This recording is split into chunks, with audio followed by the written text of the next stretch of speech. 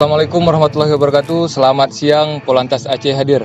Bersama dengan saya, Bribda Julpan Fitra dari Satuan Lalu Lintas Polres Subuh Salam, melaporkan langsung dari tempat wisata Penuntungan, Kecamatan Penanggalan, Kota Subuh Salam.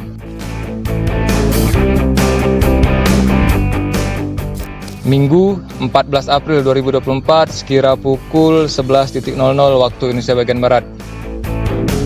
Dapat terlihat situasi arus lintas terkini menuju wisata Penuntungan terpantau aman dan lancar.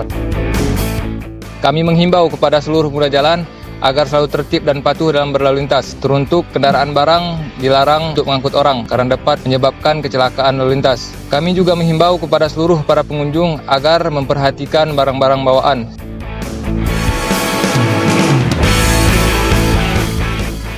Sekian, terima kasih. Assalamualaikum warahmatullahi wabarakatuh. Polantas Aceh hadir.